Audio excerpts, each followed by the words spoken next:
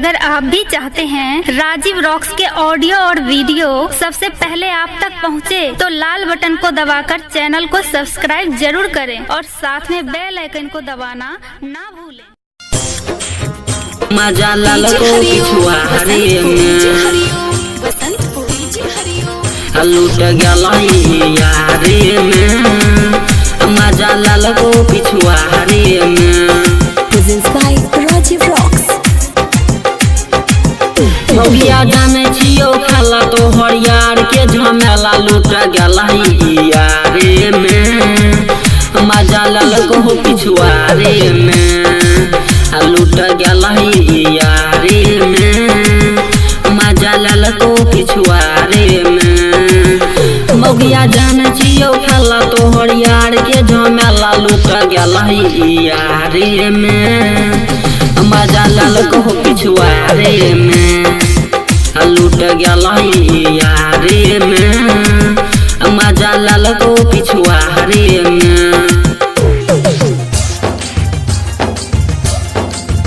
मजा लाल को पिछुआ रे में।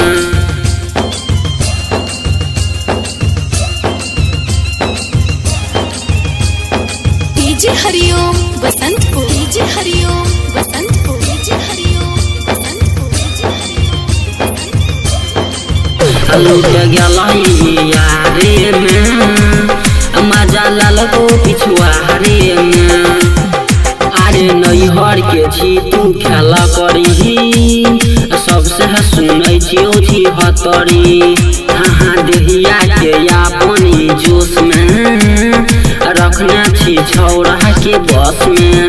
नहीं एकरा दुखाइल रहे बहुते घुसाइल, सजा दल को बसवारे में, मजा लाल को पिछुआ रे में लूट गया यारे में, मजा लाल को पिछुआ रे में।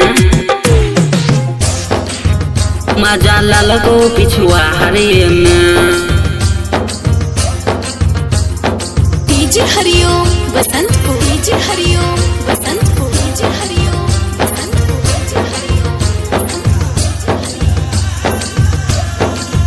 लूट गया यारे में, मजा लाल को पिछुआ रे में। अरे चुपे चोरी कैली यार से, तोड़ दल को सिलऊ प्यार से। हाँ मजा में साजा उदल कर छी प्यार तुम भतार से। गायक रंजीत राजा है खबर कहो ताजा मौगी के बारे में, मजा लाल को पिछुआ रे में लूट गया यारे में, मजा लाल को पिछुआ रे में। मौगिया जान छियो खेला तो हरियार के झमेला लूट गया यारे में, मजा लाल को पिछुआ रे में लूट गया यारे में, मजा लाल को पिछुआ रे में।